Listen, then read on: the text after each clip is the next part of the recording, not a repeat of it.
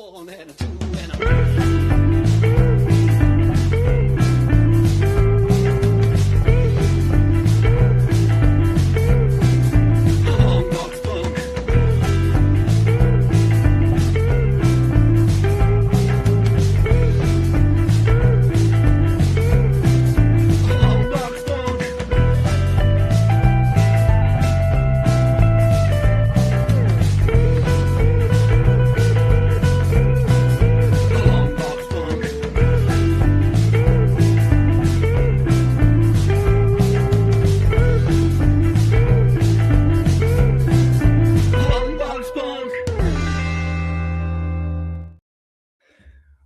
Well, happy Saturday to you if you're in the States, or Sunday if you're like my guests and you are in Australia. See, this is the Long Box Punk, and what I do is I talk to indie comic creators about their comics, about their process, and just about how rad they are for making indie comics in 2026. And I am stoked to welcome not just one, but two, a creative duo with me on the show. I've got Captain Americo right next to me. I've got Maddie Lee down below. And guys, I'm stoked to have you here and to be talking about your comic, which is coming up April 1st on Comix.One is the launch date for the campaign. DIRTBAGS looks insanely cool. And the premise that you've got, and that I found in all of my extensive research, social media stalking leading up to this show, everything about it looks freaking rad, and I'm stoked to have you both here to talk about the book. So with all of that long-winded introduction, welcome to the show, you two. Thank you so having much. us. Absolutely. So I don't know if you know this, but this is a comic book show, and so I have to start with your origin stories of like how you got into comics and how you started creating comics. And I need to know the origin of all of those things, and I'll let the two of you rock, paper, scissors to figure out who goes first, and unless one of you is just chomping at the bit. You're first in the alphabet. I think that's only fair. Oh, okay. Yeah, let's do it. So I grew up loving comics. That's an easy answer right there. Like I've always been a fan of comics. I think, you know what, I will say my origin story starts back like in 1997 at Sheraton Hotel, meeting Stan Lee for the first time. I was just a kid going up, and this is when you can actually go up to creators and talk to them and not have to wait in 3-hour lines. And it was a crazy time, because it was like Jim Lee, Stan Lee, Rob Liefeld, like all these names just hanging out in just a small little room. And Stan was like doing signings and stuff, and like back then I was like, I'm gonna take my drawings and my writing stuff and show Stan Lee. And so my buddy and I, who was, were the guys, we were teaming up to do it. He chickened out at the last second, and I'm sitting there by myself, like I'm like, and so I go up, and I was like, hey Stan, my name's Americo, and like I would like it if you checked out my stuff and tell me what you thought. Really sweet guy, of course, and he's like, give it here, kid. He actually took a few minutes to look at it, and halfway through looking, he's like, how old are you, son? And I was like, oh, I'm 16, and he's like, if you were a year older, I'd hire you. So that's my origin story of like how I loved comics. And then for a long time, I went to go do screenwriting stuff and like started writing other things. And but it was always sitting in the back burner. And it wasn't until I came here to Australia and then met Maddie that like the spark reignited to get back into doing comics. So that's my journey. I've been loving it ever since, though. Like it's always been in my background, but meeting Maddie and then seeing how incredible her art was and is, I was like, okay, we should do something, and then it just kind of clicked. Yeah. So yeah, that's me. Yeah. That's awesome. You can't get better than Stan Lee, like giving you that kind of a compliment. Yeah. Like that's insane. And like just continues to prove that he's the best freaking person. Yeah, absolutely. Yeah. So, all right, Maddie, what's up? What about you? Oh, so similar. I've loved comics my whole life, but manga was really what got me into it at a very young age. And I used to. I mean, there wasn't a lot of manga available in Australia. Like I remember the first time I saw it in the shop, there was a handwritten sign that just said Japanese comics, and it was like Evangelion, volume 10 or something. Really, none of them were ever in order, and I just used to buy whatever I could. And like, I had a recipe book stand on my desk, and I'd have the pages open. I'd be redrawing it. So that was sort of, I loved it all the way through. And then, yeah, the more I learnt about it and the more I never stopped drawing. I've been drawing ever since I could pick up a pencil. Okay. And yeah, then went into the arts, and I did fine art, I did products, I've done everything. I've taught art. And then, yeah, meeting America, and we definitely click on a creative level. We always say we're on the same wavelength. Yeah, we were just like, we need to make something. So DIRTBAGS was our first project. And yeah, no, I'm really proud of it. And it also links into, it's set in Lithgow, and I grew up near Lithgow. So yeah, we've taken a lot of stuff from both of our backgrounds and yeah, made something really cool, I hope. Yeah. I might be biased.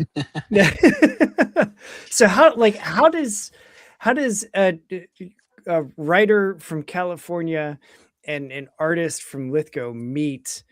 Like, Not from how does Lithgow, that happen? near Lithgow. Very Near Lithgow, different yes. thing.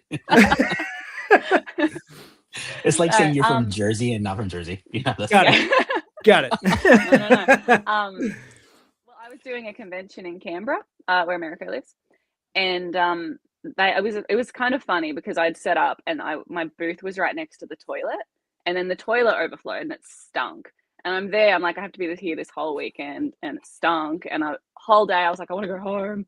And then Americo came over with his daughter, and we just started chatting. And then they just kept coming back, and we just kept chatting. And yeah, it would kind of click from there. And then yeah, it was down the track. We started working on something completely different, and then started talking about comics and stuff like that. And then went, I've always wanted to do a comic, and then that was it. The Nice. genie was out of the bottle. Yeah.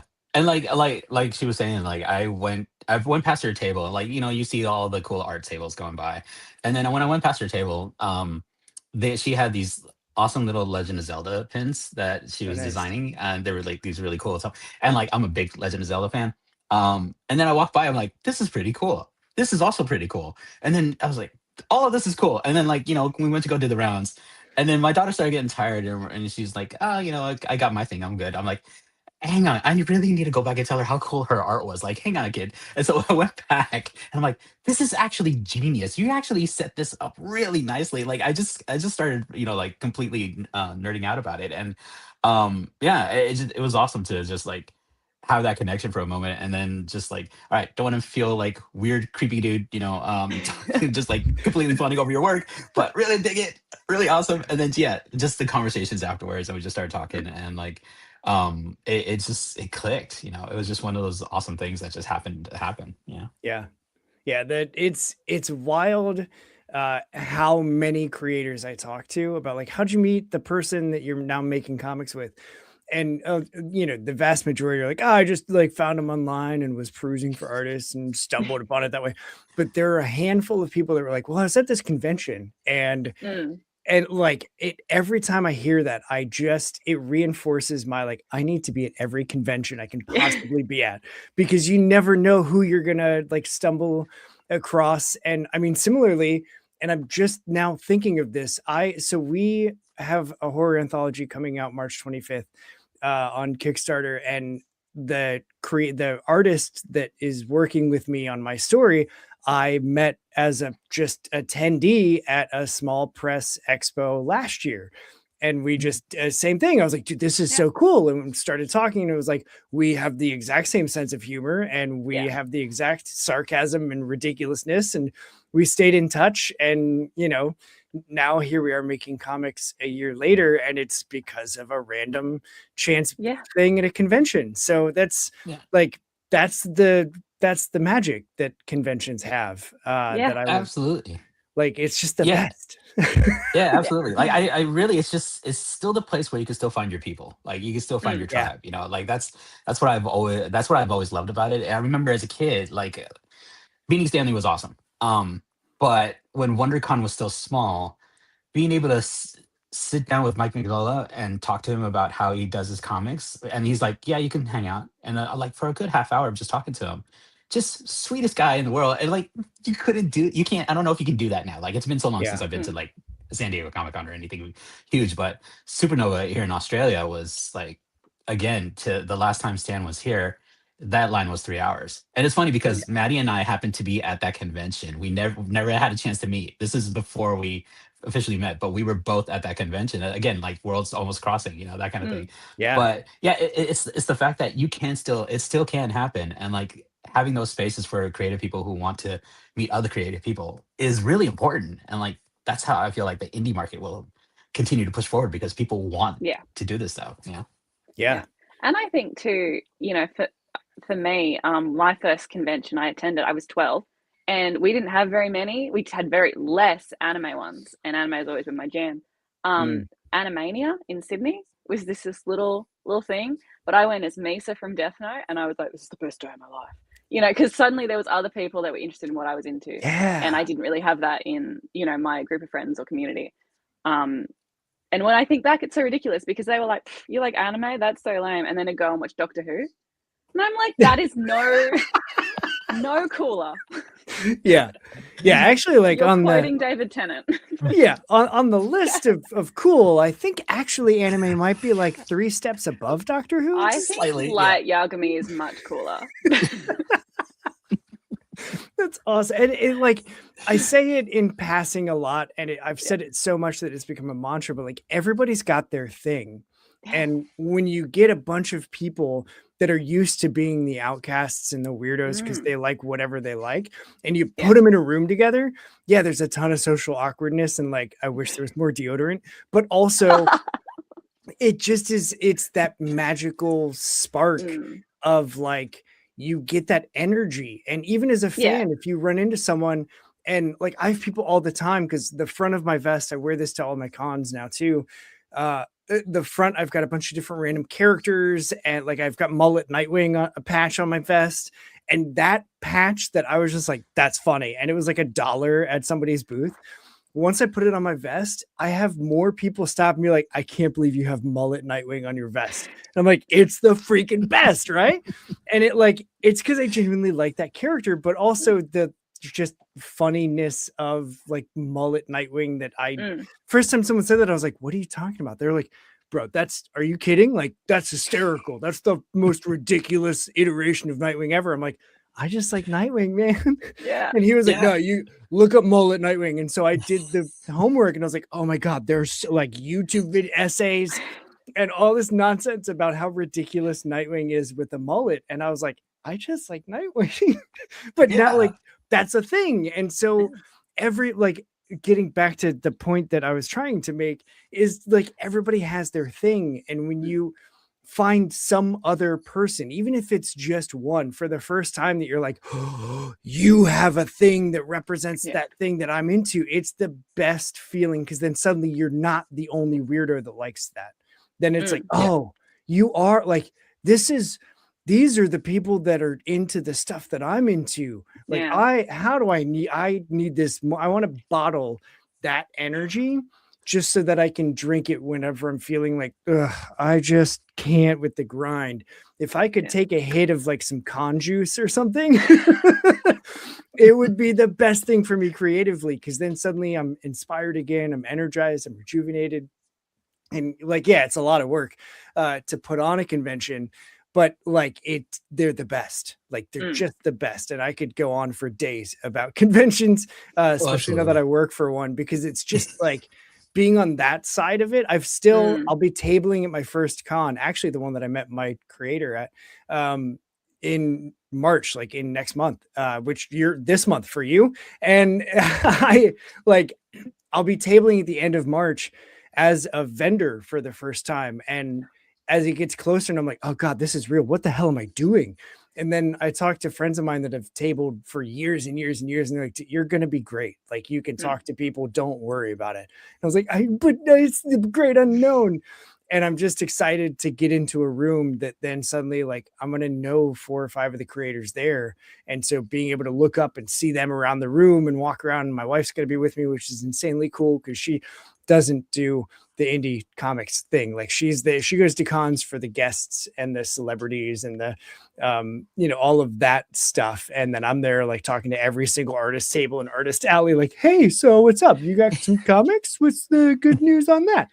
So I'm just excited. And clearly I ramble a lot on Saturdays, but I love that the two of Yeah. you met at a convention Yeah. because it's just like meeting in person. Does it feel like the meeting in person, had you only met online, do you think it would still have been that spark immediately of the like, I think we could create something cool?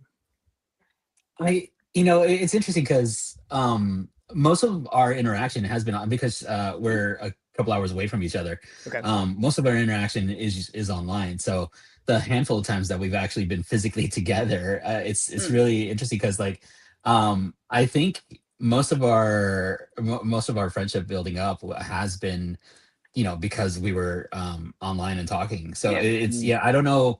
The meeting in person was definitely like having the tactile feel of seeing her stuff and like Yeah. talking to her physically, knowing that she's a real person, and Yeah. that I'm a real person, that I actually exist, not just some name online.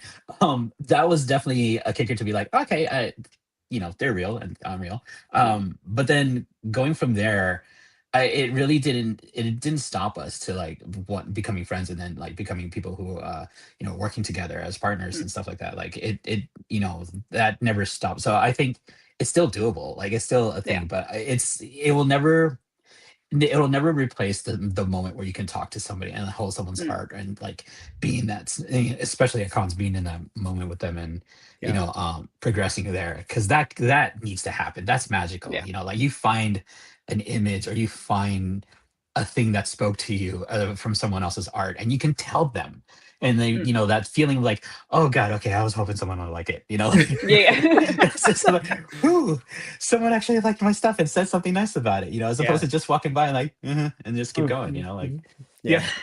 which happens a lot for them. But like it's just I'm curious if fans know how much an artist will appreciate that, or a writer would appreciate that. Like when someone comes up and they tell me they've read something that I wrote and they're like, this was really good. I'm like, oh, thank you. And then they're like, no, this really was. And I'm like, oh wow, oh, thank you. Oh my god, like it's a great feeling. It makes you feel, it makes you feel like validated for the stuff that you do, and then someone loves it. So Yeah. absolutely. And Maddie, I know you mentioned that you've been through all the fine art phases and do all the things. Like, what's your preferred when you're at a con? Are you bringing like original pieces? Are you bringing prints? Are you like painting there at your booth in spare time that you have? Like, how does that work for you? I mean, I've done it all, to be honest. But for me, I specialize in hand-drawn pieces. So I'll do, and it depends on the con. So I follow, they're in the US, the Oddities and Curiosities Expos. Yeah. I've done all of their Australian Sydney shows. And so when I'm there, I always bring more original stuff and like, my body of work. And then, for more pop culture related ones, I'll bring still ink work, still my, what I'm known for in that aesthetic, but I'll do like Legend of Zelda or Final Fantasy or, stuff that I'm personally into. And that also feeds into the kind of work that I do anyway. Like, being a book illustrator and doing fantasy art, you pretty much not emulating, but you're inspired by that anyway. So it's like, oh, cool, I get to actually draw Link. Yeah. It's the joy of like recreate. I used to do, when you mentioned like having manga up and then drawing it, I used to do that with like the Dragon Ball Z trading cards, where I would just hunt down, like I remember my dad and I drove over like 3 different states and we hit all of the card shops that we could to buy as many packs of this one series of their cards that we could find. And we made a whole day out of it. And it's like pivot, because he used to bring me to, they weren't comic cons, they were like trading card conventions in like hotel lobbies and like conference halls in the back of like a VFW or something. And it was like the weirdest places, but you would walk in and there's a bunch of just people hanging out behind pop-up like folding tables with boxes and boxes of trading cards. And so he always collected like baseball, like the old rookie, like 60s, 70s baseball cards. And then of course I was there like, well, what's that Wolverine card? And so like that was his like, oh, well, if I like baseball cards and he's looking at these cards that are based on comic book characters, I'll just buy him some and buy him some more. And so I have a ton. And like we used to buy sealed boxes at card shops, and then we would sit in the parking lot and open them and see what cards we got. And like now that I'm a dad and I've done the same thing with my daughter, where it's like, what are you into? And how do I like can, try and encourage that? There's stuff that I'm like, I don't understand any of what we're doing, but like, cool. If you're into it, I'm into it. Let's do it. And I always keep meaning to ask, like, hey, Dad, did you actually like give a shit about the cards that we were opening? Yeah. Or was it just because we were opening it together? Because either way, I'm totally cool with, like, that was foundational for me because he was encouraging something that I wanted to do. And then I would take it and try and redraw the thing. And then looking at mine, I was like, that doesn't look anything like the card, but I made it. All right, trash it, move on. And like, I would just move right on and do the next card. And so there is a joy in like recreating characters and moments, whether it's TV or comics or video games or real life or whatever, that then suddenly like, yeah, this is like this thing I enjoyed. And now I've remade it in what I could and had fun in the process. Like, it's drawing and making art is the most fun that you can have, even if it's like it doesn't matter what it looks like, if it's stick figures, if it's fine art like oils and acrylics on canvas, if it's mixed media, like who cares what the media is? If you're having fun and you're making something, like that's the whole point of art, right? Is to do that. I think that shines through. Like, I was an art teacher for over 10 years, and I would always say I never want to be like we're going to all draw birds now, and you have to draw the bird and it has to look exactly like the bird. Yeah. I had students that would only draw Five Nights at Freddy's, and I'd be like, all right, we're going to draw the shit out of Five Nights at Freddy's. And you're going to learn all of these foundational techniques. You're not even going to realize you're doing it. But your Springtrap is going to be so much cooler than it was at the start of the term. So I am a big one for like, follow your creative instinct, because it's something inside of you that is getting something from that media, whether it's bonding with someone you love, or whether it's maybe you're going through a hard time and you connect with a character that you never connected to before.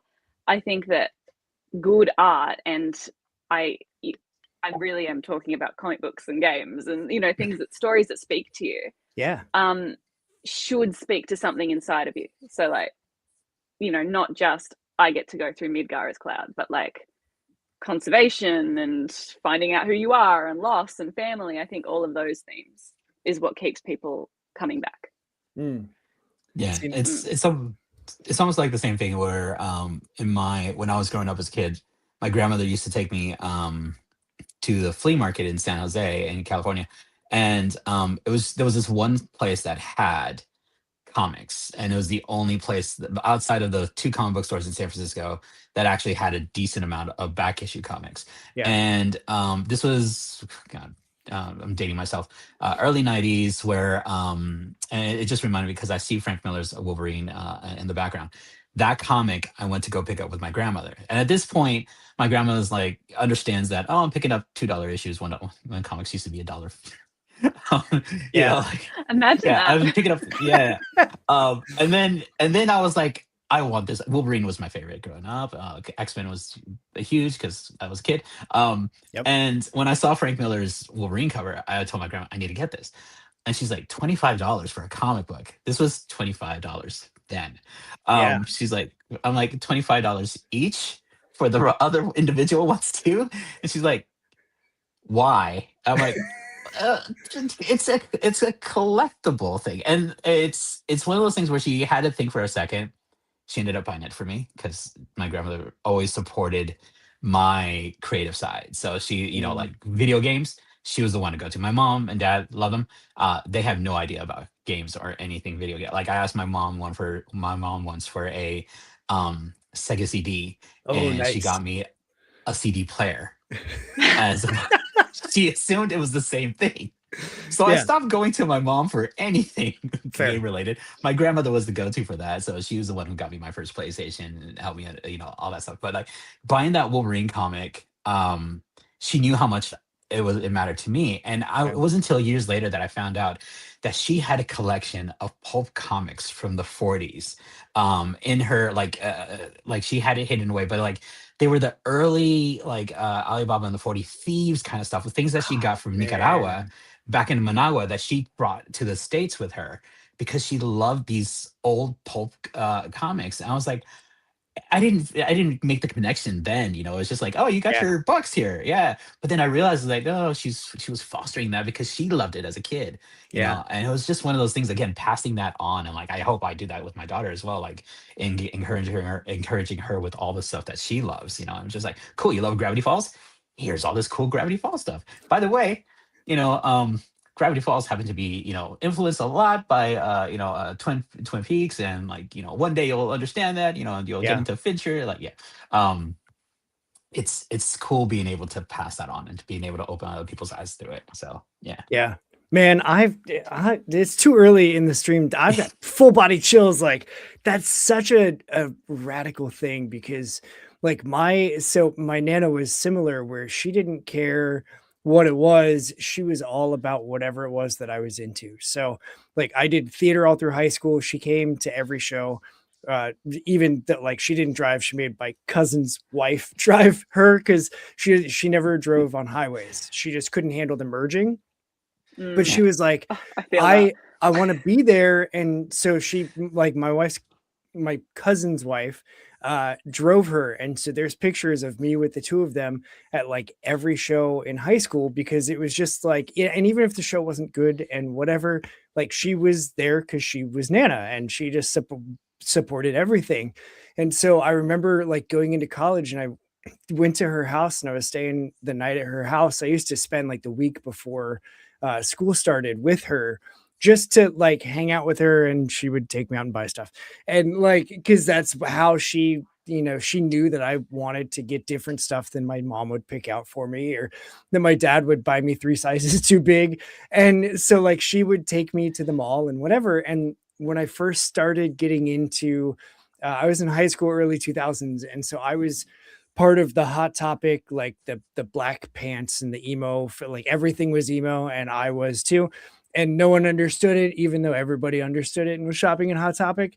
But like, my Nana's the one that bought me my first pair of like Hot Topic pants, the like giant black with the straps and the stuff. And Nice. like, my little like 70-year-old Nana, just, you know, all white hair, and she had the purse that she carried in front of her with the button-up shirt and her blue pants that she wore every day. And like, she was the one that was like, well, if you want them, like, I mean, I'll get them. She didn't get it, and she told me after that, like, I never understood why you were into that, but you were. So I was happy to get them for you. And it was just like, that's, to me, like, supporting whatever it is that your loved ones are doing. Like, that's what being a good person and a caring family is like, Yeah. just supporting whatever it is. And that goes into your arts, or if you're really into sports, or like whatever, do it. Like, I have no idea how my daughter ended up a cheerleader, but she was doing like Friday Night Lights cheerleading for football. She did basketball. She did competitive cheer all through high school. And it was just like, I was there every game, and I know all the things now about sports that I didn't before, but I'm not a sports person. And so it was just like, yeah, this is what we do. We go and I sit and I watch 17 other schools do cheerleading, and it's loud and I get a headache, but like, it matters to her. So that's what we do. I don't know why we're here, folks. I don't I have no idea. Apparently I just have all the feels on Saturdays. But like, it's just, you know, we're people that create stuff, and that emotion and that drive, and sharing that with like that legacy type stuff, sharing it with your daughter is just the coolest thing. And fostering that when you were teaching is just the coolest thing. Cause I remember the teachers that didn't try and fit me in the box of the class. They met me where I was and then got into the box with me. Like, those were the teachers that made the impact, that encouraged me to do whatever it was that I was doing, whether it was writing, whether it was trying to figure out how Spanish worked. Like, those were the teachers that were like, yeah, like, come on, like, what are you into? The Lord of the Rings? Cool. Let's talk Lord of the Rings. Like, here's how that breaks down into English, and like, as a class. And like, those were the best teachers. It's the Dead Poet Society, Robin Williams thing. Like, oh, Captain, my captain, get on my desk because like you have made a difference. So anyway, let's talk about your comic Dirtbags and just make a hard transition. Where in the hell did Dirtbags come from and why is it so freaking awesome? I want to know the story. I want to know that like how it was working together, because I think I saw, Maddie, it originally was created by you, and then Americo joined in and then did the writing, and you both kind of co-wrote it. Like how did it become a book? So when we were talking early about making a comic, I was like, oh, I've had this idea. And it was at that point just a sketch of the characters. And one of our characters, 8-Ball, is a little demon. And people listening won't see him, but he's behind Americo. Got a little gremlin. Awesome. Yeah, so that's a character that I drew even when I was doing my thesis at uni. One that I just kept drawing, and then he fit really well into Dirtbags. But the concept, it's funny you should mention the Hot Topic pants, actually, because it's set in 2008 in Australia. And at the time, so I used to live in Blackheath, which is like 30 minutes from Lithgow.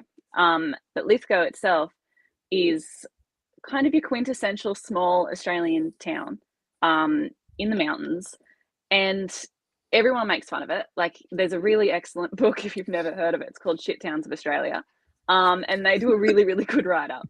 But we have tackled Lithgow with love because it is like no other place.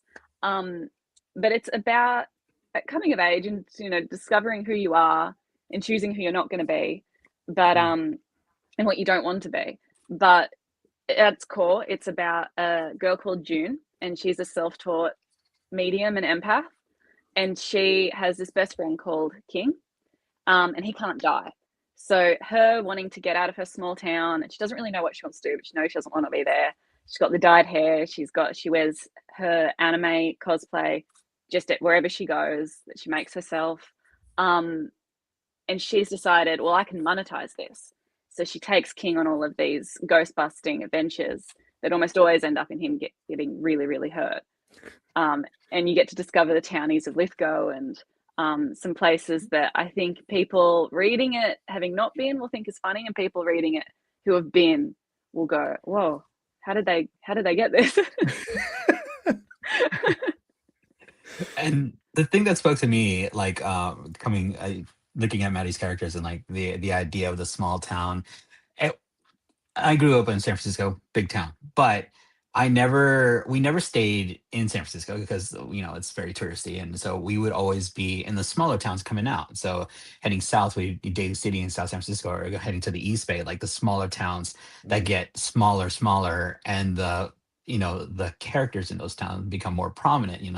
I remember a guy Steve, who ran a comic book store next to a bodega, next to a shop that I think it was a mechanic shop. And so it's this little wedged in store that he had that was enough for him to be able to grab anything around him. Like, his comics were all piled up. So his latest issues were on one side and his back issues were on the other side. And then he had the walls hanging with the old comics. And so it was enough space for one person to come in. And he was very much like, do you want your comics? And I'm like, yeah, because he remembered. He had this weird, funky memory of your pull list. And so he just do this quick, like, there you go. Wasn't very talkative. We swear he was a vampire. He never came out in the day. Like, he was pale as all hell. And the little shop thing was dark, always dark, never light in there. It was so awesome. dang, so small. But it's like those kind of people that existed. Like, San Francisco has those small little sections of neighborhoods where someone stands out, and like those are the people that you remember that pull to you. And so, like, that small town vibe of just all these personalities, people would dismiss them as a dirtbag, but really they're doing their own thing, and they figured out what it is that works for them, and then how they work, and like those, add those little pieces up, and you start to get a town.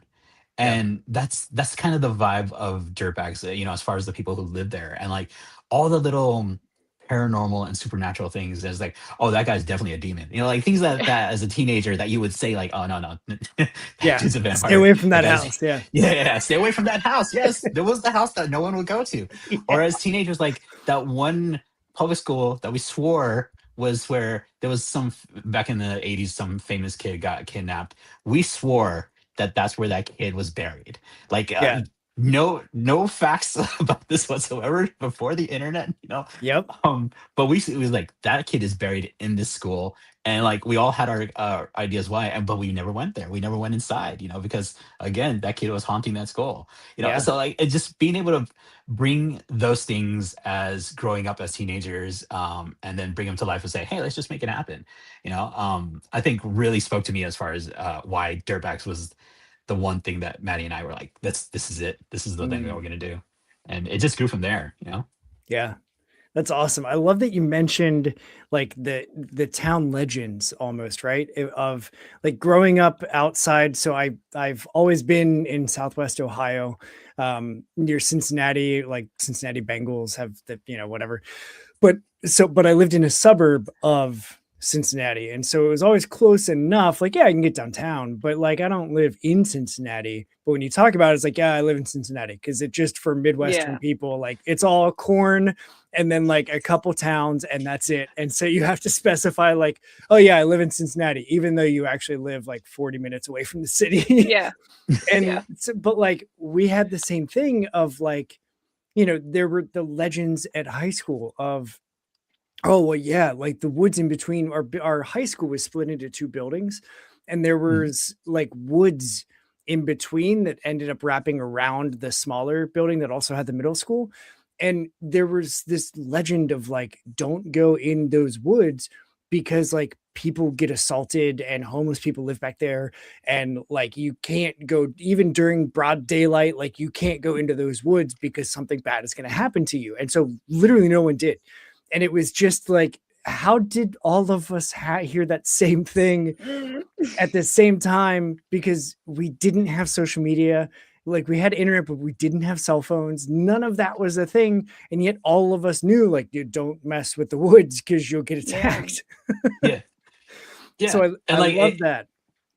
Yeah, I know, and like I was gonna say, so like here in Australia, it seems to be amplified more. It's one of those things where when I first moved here, uh, like a month in, I started getting eye fatigue, and I'm like, oh man, what's going on? Like, and I never get eye fatigue. It was just a weird thing. And so I went to the doctors, and he's like, are you wearing sunglasses when you go outside? I'm like, I'm wearing a hat. I always wear a hat. I was like, I'm wearing a hat, so I'm keeping it. I was like, no, you have to worry about the sun reflecting off the cement.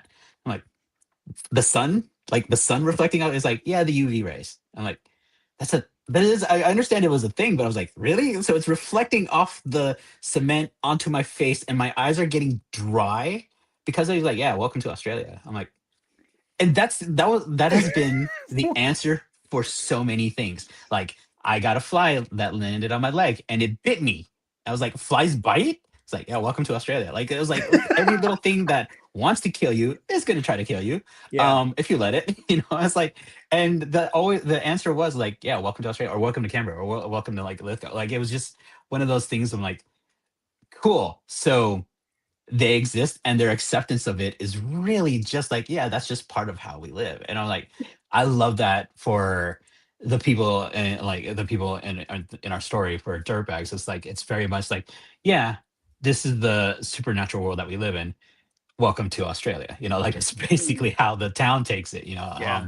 Which is very reminiscent of the real people here. That just the fact that Australia is still very much spread out. There's still you see, you have your big cities as well, but Canberra is a small country. Even though it's the country capital, it is also like a country townish kind of. We're surrounded by Hardly the paddocks, capital. and it's hardly the capital. Yeah, it's real. Like you drive 10 minutes either way, you're running into a kangaroo or you're running into cows. Like it's but it's so widespread. It's a really quiet town. I really love it here. But again, it's one of those things where like, yeah, all that cool, funky, weird stuff that happens, and people just accept it as part of their daily lives. I'm like, Yeah. I love that. I love that, the fact that that's the thing. Yeah. Yeah. So And that And we're also sorry.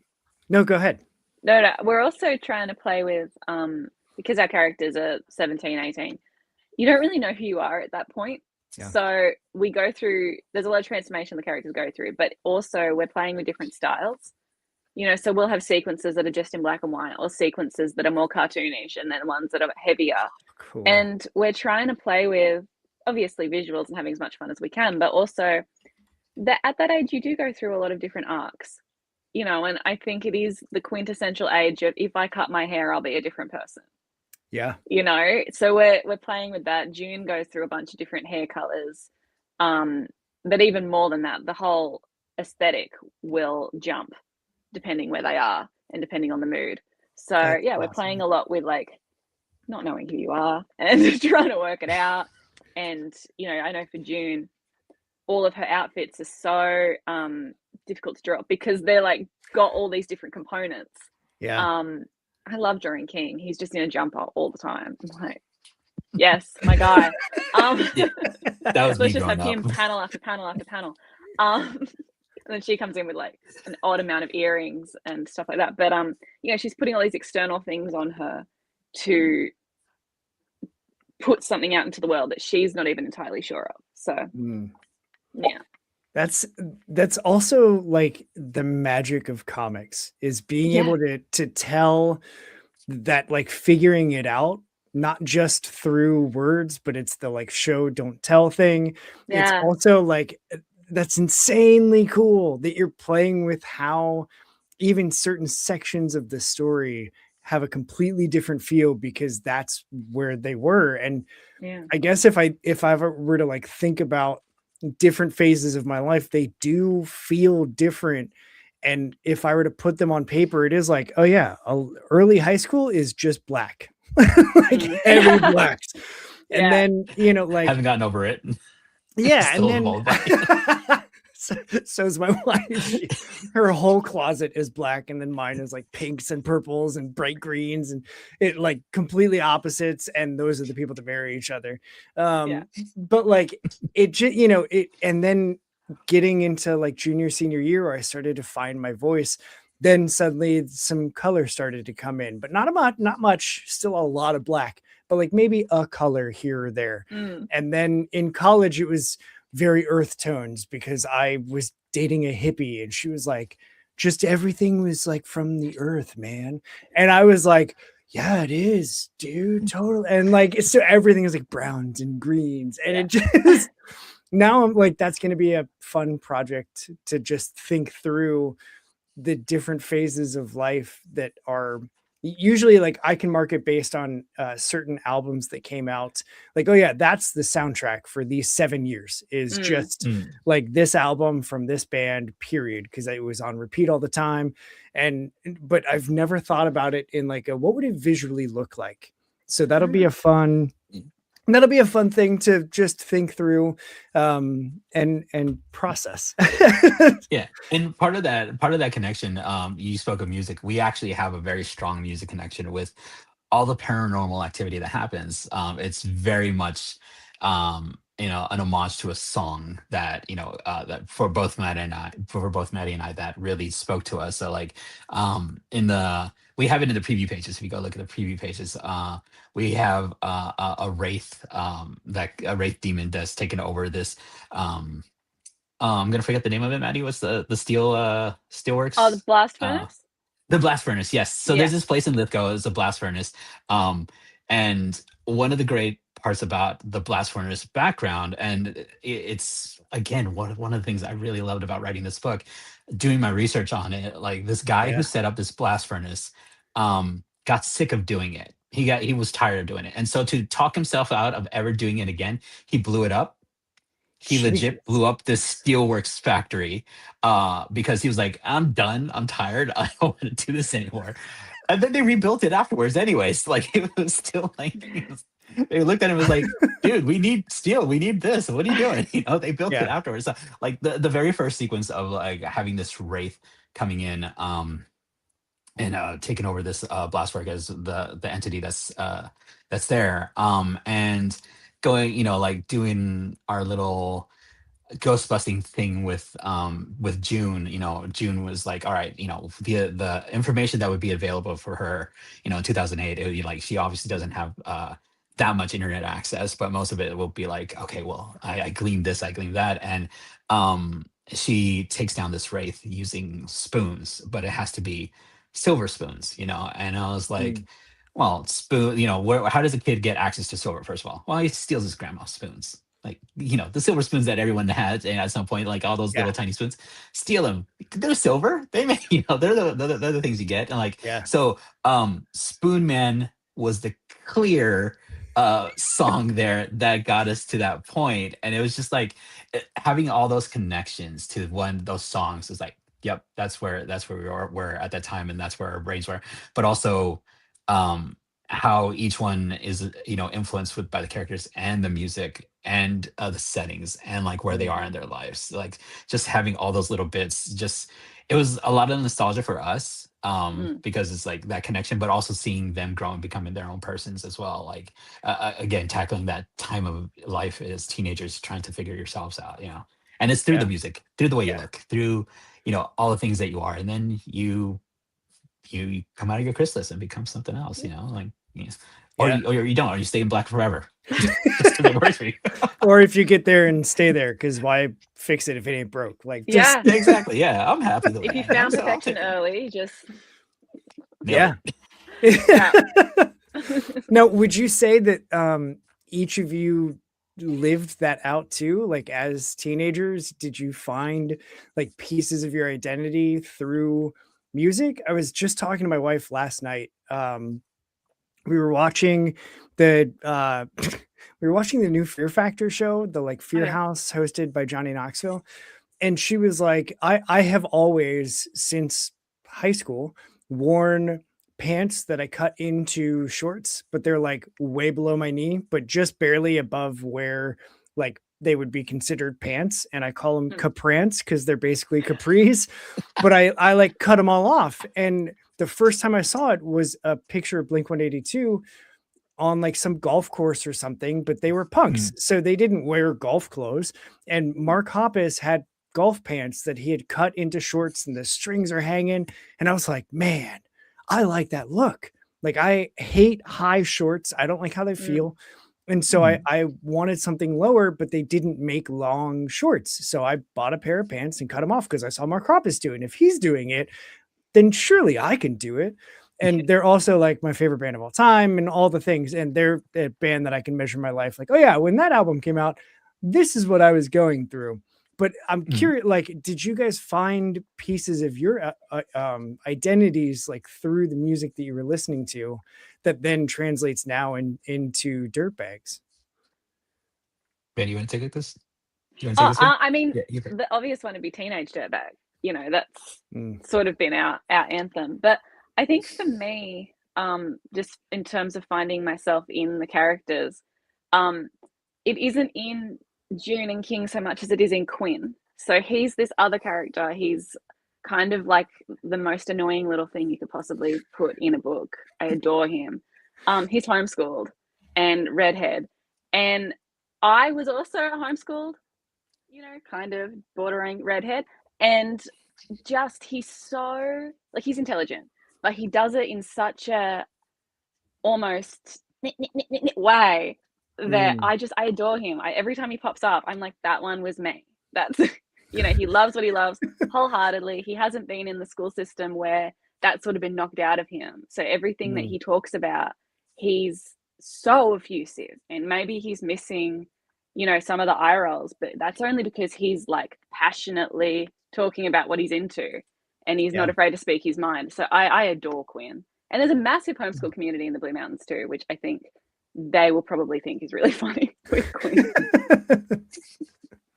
Yeah, like same thing. Like growing up, California hip hop was huge for me. That was always my staple. But I had the influences from like my buddy's dad, who was a big Beatles fan.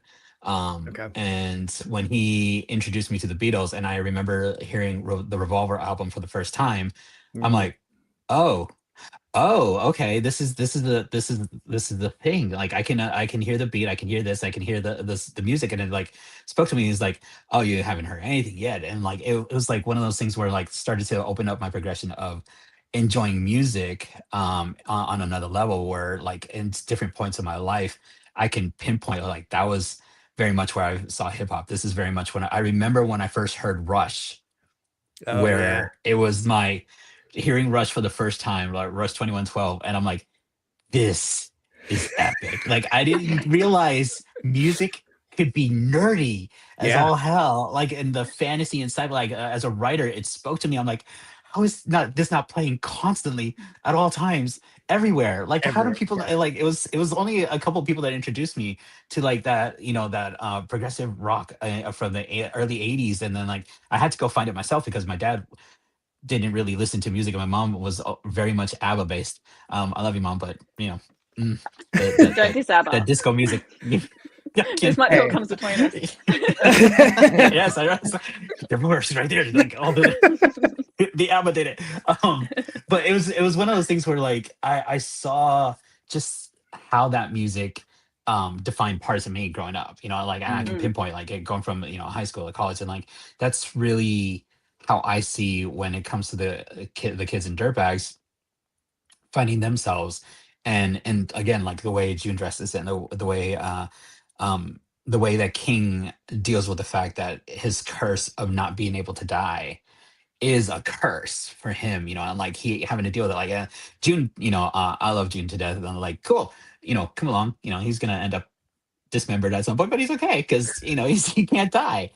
She has tape in And her then bag. yeah, she has tape in his bag. He can put him back together easily. Like she's all about fixing him. She's not gonna put him actively in harm's way, but she knows she's got something, as backup, with him, and like that's their relationship is the very much that foundation of that connection between them. Their love for each other, and like June kind of watching out for him, and recognizing his curse. yeah. Um, King just completely enamored by like June's positivity in a world of negative shit. Like it's Mm, one of those things where like she has the ability to try to work something out regardless of how daunting it is, regardless of like this is not something that should ever work. It's like, well, you won't know unless you try it. Like that kind of thing. So like finding their voices specifically, and then like remembering how it was trying to find our own voice.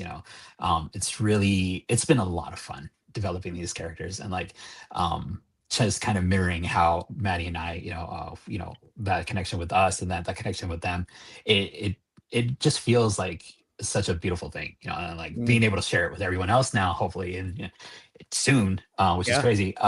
It's going to be a lot of fun. I hope people find that as well, in the stories. Yeah, that's great. And like that's the thing too that I think stands out about um like stories that find footing is it's Mm. always the characters that you're like, oh no, I would totally do that. And like I can see myself reacting that same way of like, what are you doing? Get off the bus. Like what stop standing on top of the bus. Like I those are the stories that for me anyway, I see and without even realizing it, like it's only after I've really gotten heavily into the creative process and making my own that I've started to then think about like, well, what stories or what comics, it's not stories, they're comics. What Yeah. comics are the ones that like stuck with me and why did they stick with me? And Mm. then really like looking at not just, well, yeah, the art was amazing, or like, I love the design of this or the background of that, but then like taking it to that second layer, like peeling away the top, like, oh yeah, it looks awesome, cool. Oh yeah, it's talking about music and supernatural stuff, cool. But like, why that Yeah. character?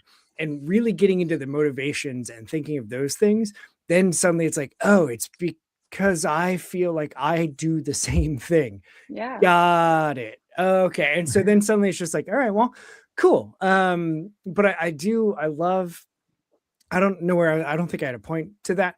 Uh, other than to say, like, knowing that the two of you have the connection and reading and seeing these characters come to life, and then feeling like you've got that relational of like, oh yeah, this is like, yeah, this relational interaction is definitely a thing that would happen like with me.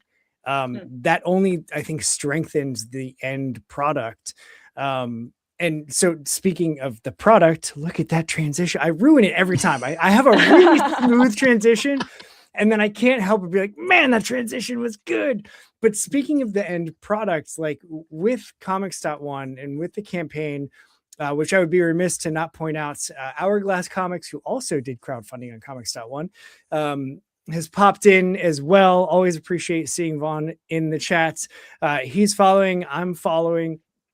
But, you know, like the connection of Eastman and Laird with TMNT, like they wrote it as brothers, and it was really about the brothers more than it was about like four turtles that are also ninjas. It's the brotherhood that they shared that made the turtles powerful. And so it's again the character thing, but with the product of Dirtbags, like what's the, I know it's a full graphic novel, right? It's not just like a 22-page floppy. No, it's a full graphic novel. Yeah. Okay. Yeah.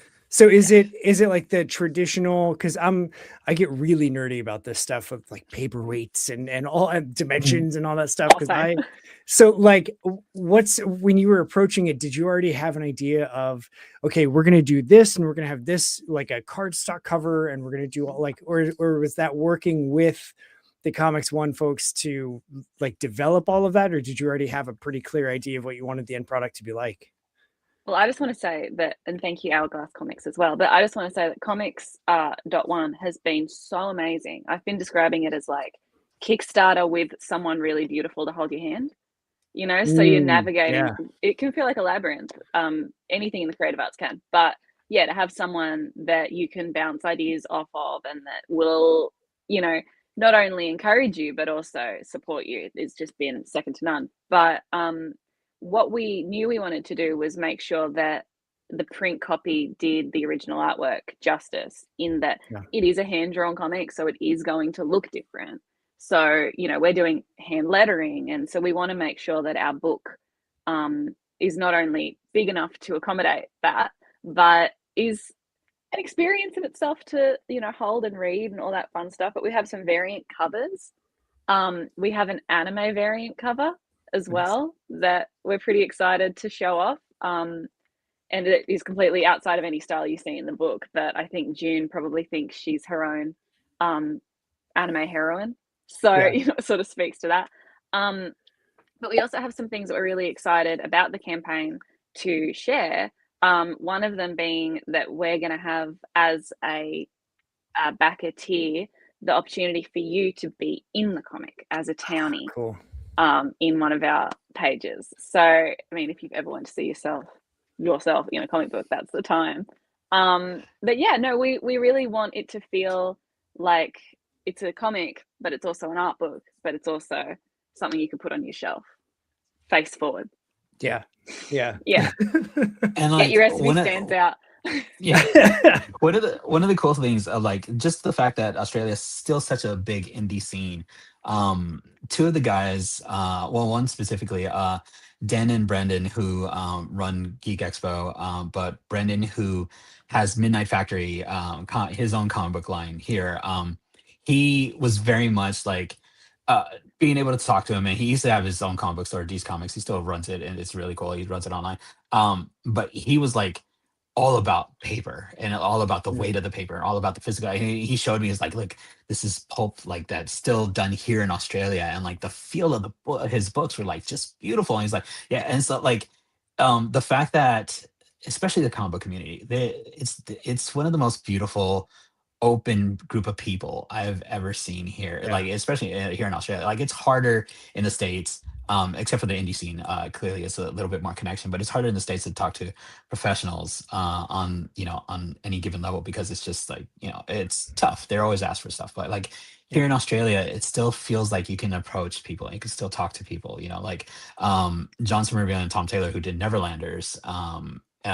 They're John's local, and being able to have converse with him about stuff and to like talk to him about his career and his progression and how like the things to look out for, things to to go to, or it's been such a big help and like gearing into what we're going to do and what we're doing with Dirtbags. So just having the people who have the knowledge and then their willingness to share it with us. And, it really what got us to a point where we're like, cool, we can actually do this and we have this ability to go this forward. And like Comix.One again, helping us out so hard with it. Like they're just completely so supportive of everything that we're doing. And it's like, oh, like, can we do this? It's like, hell yeah, you guys can do that. You can do this and do this, like it's like, cool, this is awesome. Like we have one of the other tiers that we have is a lot of because this is such music based connections with Dirtbags. Some of the bands that are offering their songs for us to use in like the campaign, and That's awesome. one very special connection with a band that I don't want to spoil right now, but like they having them come into and being put in certain areas of the comic, and one of the tiers is like for backers of that, we'll in the scene where it's one of the big climatic scenes, having their name up in graffiti walls and stuff like that, just to be part of it. Because I remember when John did the 90s TMNT cover, he put my name on the back of it. So like on a Teenage Mutant Ninja Turtle cover, there's my name on there, and That's it's just awesome. like it was I was like, it's my absolute most favorite thing in the world. Like I was like, oh my god, my name's on a comic cover. Like, so that feeling, like just being able to pass it on to the people who love Dirtbags and would want to be part of it as well, because I really feel like that's the vibe we're going with a lot of people, is like having that connection to our book and knowing what it feels like to be a dirtbag, like or being called a dirtbag, and then turning that around, making it a positive thing. I'm hoping people get that, hoping they love it as well. So yeah, yeah, we got some cool stuff coming up with it. It's really it's exciting, And so for anybody that doesn't know, it launches April 1st, which I love the giant countdown clock on Comix.One. I love that. 30 days, 23 hours, 57 minutes, and 2 seconds away from the launch of Dirtbags as of the live stream that's happening right now. I've got it linked in the show notes, so you're 2 taps away from being able to save it on Comix.One to get notified when it launches. I think the platform is great. I actually was on with Sarab on his show talking about our comic with Punk Rock Chris, who was talking about the turtles in the comments. The two of us made our comic together, and then Sarab was gracious enough to have us on his show. And I was like, you know what? I got to return the favor. You should come on my show. And so I had Sarab come on with me here, and it just like such a caring person. Like that's the person that you want to be the one that's behind a platform that's supporting indie creators, because he gets it. And it's not just like 100%. A money grab thing. It's, it's not a, how can I leverage this to, squeeze a couple extra dollars out. It's purely for the love that he and his sister are doing Comix.One and starting it. So like, I love that I'm seeing more and more creators that are launching crowdfunding there and that are like driving traffic to it. And it just, I think it's only going to continue to get better and better. And I love the image of like, it's doing a campaign, but like with someone pretty holding your hand. Someone beautiful soul. So yeah, like a beautiful individual, just like helping lead you through everything. Because that definitely, like, that's how that feels is 100%. that Sarab is the right person with the right team to just help indie creators do incredible indie things with indie comics. So slight little gush fest for Comix.One and everything that they're doing, because it just, and they're purple and I love purple. So all of the wins works. So, and like, again, just everybody loves Sarab. He is very pretty.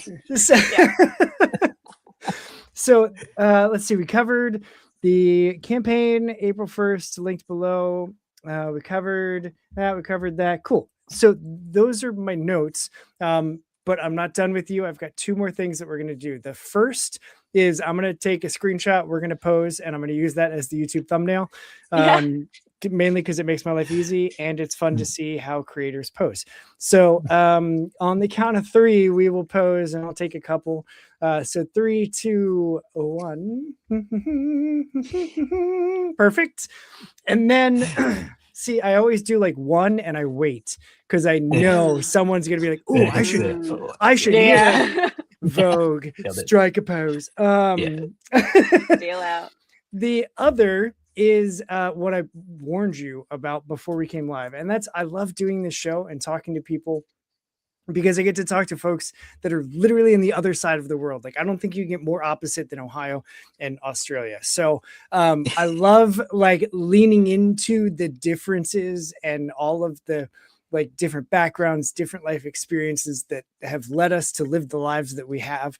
And also, instead of focusing on the differences, let's focus on the similarities that we all freaking love comics and we're all making art and putting it out into the world. And so to lean into that, I end every stream with just opening up the floor to the creators. So if there's a message that you want to share with people, it could be like, hey, save Dirtbags so that we can make a successful comic and get it to all the corners of the globe. It could be something completely different. Like, no, not all of Australia has giant, scary, terrifying spiders.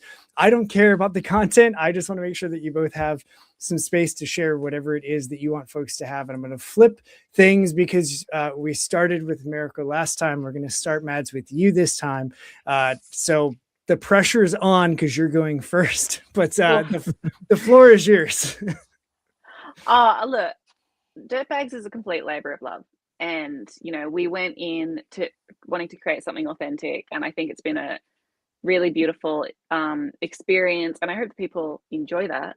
But yeah, the best way that you can support Dirtbags and, you know, in doing so, support the next thing and the next thing, the next thing that we put out there, is by going and following the campaign. And then when it goes live, you know, grab yourself a book, treat yourself, whether it's the, you know, digital PDF or whether it's a higher tier.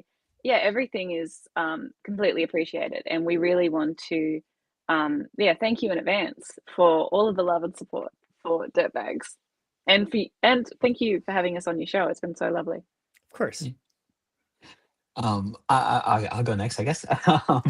I want to say my comic books journey was I got into screenwriting, and then like movies was such a huge impact in my life, and it's still like such a big part of my life. But comics were always there for me, and my comic book dreams, like when I went into art school, that's where I fell in love with film and like films. You know, I started writing scripts and you know, like got into that whole aspect. But you know, I always read comics and can continue to read comics. And but just the dream of doing a comic, you know, was always in the back. And then it, you know, fast forward to meeting Maddie. At no point did I ever think I was going to rekindle that love of doing a comic book again, you know, and like however gap it was, the however big the gap was, however long it was, the fact that it just flared up and like, yes, we can do this. Like, just don't ever stop. You know, if this is what you want to do, like if this is what you love, if it's part of your passion, you will find a way to do it. You will meet the people that you will, you know, run into a convention at, or, you know, find someone who digs the same kind of stuff you do. Like the fact that that Maddie is so has that manga background, and like I love anime, but I never got into the manga as much as she did. But my Western comics influence, you know, come bringing into that, like, and our both our you know, modes kind of bringing Dirtbags to life, you know, just and it works. It works so beautifully. I cannot wait for everyone to see this book. It's just the amount of love that is put into every single page, doing it by hand. That's the all other part that is insanely crazy and awesome, is that it really is punk rock every single step of the way with this story. The fact that, you know, it took me to move to Australia to find someone to do a comic book with. It took, you know, it took the fact that like this idea that you can shortcut any type of creativity nowadays with this with the prompt. it took the fact that no, let's show them that we can do this. Let's show them that this is a viable thing that is still done. That the beautiful part of it can be still be expressed. And I feel that that is dirtbags for us. So I hope everyone feels that as much as we do. And like, don't ever stop. You'll find your own dirtbags. You know, you'll get there. You know, so yeah. That's the line. You'll find your own dirtbags. Like, oh, that's good. That's why so he good. makes the big bucks. That's right. That's right. At least one of us is. I also would be remiss if I didn't just gush for a second of like looking at the preview pages that you've got up and that have been posted to your socials, which are also linked in the episode notes below. Like it just visually, the art just sings. Like it's what I would want to see. It feels like it belongs both in a frame on a wall and also like just with the gouache or the Mod Podged onto like walls in a punk venue where you're seeing your favorite bands and drinking really cheap shit beer. Like it feels like it fits in both places. And I mean that in the best possible way, because I just Thank you. seeing the preview pages, I was immediately drawn in because I am drawn to stuff that feels different and that looks visually striking. And I think part of that is like, you can tell that it's hand drawn. And the fact from another artist saying like doing everything by hand is insane. It is. And it's exactly the right kind of energy that I want to have on the show because I am so staunchly anti-AI. It's ridiculous. Yeah. And We are also like if you want to see a hand-drawn comic, like a lot of the posts that I saw have that included. And I love that you're just continuing to put that forward because I feel like in the very digital, very fake, very everything has to be filtered and pretty and perfect and what everybody else is and society is saying is perfect and true and things like that. The things that I feel like more and more people are starting to seek out are the very real, rough around the edges, like a human being made that. Yeah. And it sounds insanely dystopian to say that, but like I want human created art. That's what I want. Yeah. I want human drawn comics. I want human written artwork and books. And if it has a typo, perfect. Like that tells me that a human being made it. And that's what I like. That to me is perfect.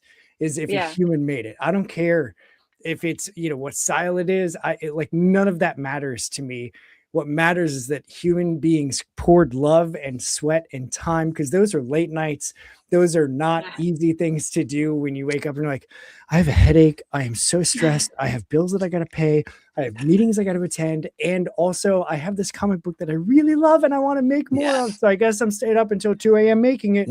Like those people, you people are the ones that are putting out the products that I think more and more people are going to be seeking out. And I think Dirtbag sings in all the right ways. I can't wait till it launches because I want to back it right away. And hopefully I have enough money to be in the book because like that's the kind of book that I want to be in is the one that has that punk rock raw energy to it. And you throw in supernatural stuff too. I'm in. Like I'm sold. I'm all in already. Let's get to April 1st and I'll be a fool and spend all my money and back the book at all of the tiers because it needs to exist. And I'm so glad that you guys made it. So thank you for hanging out with me. Thank you so much. Thank you, honestly. Yeah, absolutely. And like I don't do lip service around here. If I don't like it, I would tell you. And I'm freaking stoked for it. So I think you've got something that a lot of people are going to resonate with, especially with my demographic, because I surround myself with DIY handmade human creators, and that's who I want. And so that's who I tend to attract as well, which is great because then I get more and more artwork that I get to enjoy. So thank you both for hanging out with me on For You a Sunday morning, for me a Saturday evening. I couldn't have asked for a better Saturday evening hangout sesh. So I think we hit everything. We did everything. Hang tight after I end it. I got some logistics for you, but for everybody else, if you're watching, live, thank you for tuning in. V and K, thanks as always for being here. And for everybody else, I gotta try a new tagline. I'm trying to do like incorporate making instead of just consuming. It used to be go do what's good for you and read some indie comics, but now I think I'm gonna lean towards like go do what's good for you and make some indie comics. We are out of here, and I gotta sing Teenage Dirtbag as we go, 'cause I'm just a teenage